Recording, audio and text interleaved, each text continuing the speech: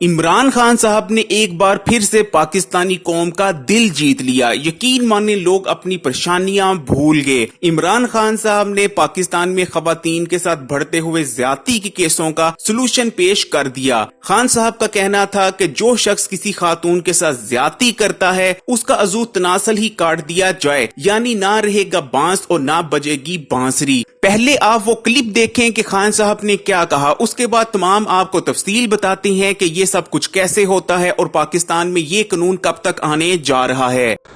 उसके बाद समझता हूं इसकी कैस्ट्रेशन होनी चाहिए, केमिकल कैस्ट्रेशन। अब ये कई मुल्कों के अंदर मैं पढ़ रहा हूं, तो उनको या सर्जरी करें कि वो आगे से कुछ कर ही ना सके। जो रिपीट ऑफेंडर है, जो देखे ना, जिस तरह मर्डर होता है first degree, second degree, third degree, उसी तरह इसको भी ग्रेड करें। और जो फर्स्ट डिग्री हो उसको तो कैस्ट्रेशन करें, यानी उनको कभी भी, यानी उनको आप ऑपरेशन करके उनको नकारा करके रख दें।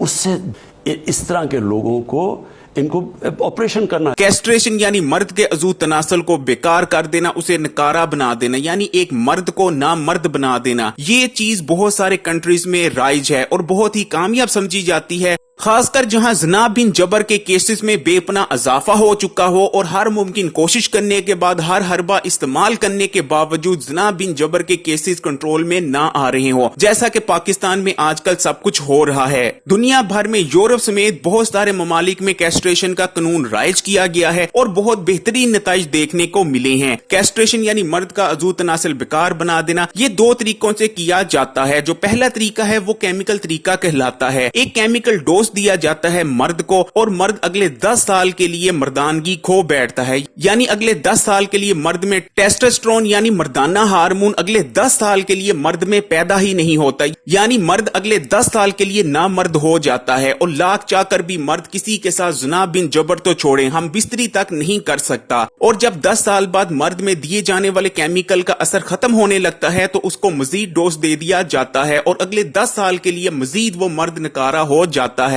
और इस तरह ये अमल उस पर पूरी जिंदगी किया जाता रहता है। और जिस दूसरे तरीके से मर्द की कैस्ट्रेशन की जाती है, यानी मर्द का अजू तनासल बेकार बनाया जाता है, वो कहलाता है सर्जिकल कैस्ट्रेशन, यानी ऑपरेशन करके मर्द का अजू तनासल ही काट दिया जाता है और मर्द पूरी जिंदगी के लिए नामर्द बन जाता है। और जैसा कि खान साहब ने बताया कि कैस्ट्रेशन का कानून दुनिया के बहुत सारे ममालिक, जिनमें यूरोपियन ममालिक भी शामिल हैं, में राइज है और कामयाब तरीके से रिजल्ट्स दे रहा है। इंडोनेशिया में 2016 में कैस्ट्रेशन का कानून पास किया गया। इंडोनेशिया में यह कानून 2000 से पास है कि अगर कोई भी शख्स किसी बच्चे के साथ जिनसी ज्यादती करता है या बच्चे को हरासा करता है तो उस शख्स की कैस्ट्रेशन कर दी जाती है। चीज रिपब्लिक जो कि एक यूरोपियन मुल्क है, उसमें 1966 से ये कानून राइज है, यानी 1966 से अगर कोई शख्स किसी बच्चे के साथ या किसी खातून के साथ बहुत जुल्म करता है, बहुत ज्यादती करता है, तो उस शख्स की भी कैस्ट्रेशन कर दी जाती है। इसी तरह यूक्रेन की पार्लियामेंट ने भी 2019 में ये कानून पास किया है। इसी तरह एलाबामा जो कि अमेरिका की एक आजाद रियासत है, उसमें भी ये कानून पास किया गया है कि अगर कोई शख्स किसी बच्चे के साथ या किसी खातून के साथ बेहद दरिंदगी करता है, जैसे कि मोटरवे का वाकया था, तो उस शख्स की भी कैस्ट्रेशन कर दी जाएगी। यानी फिर यूरोप हो या अमेरिका हो, बहुत सारे दुनिया के ममालिक में ये कानून राइज है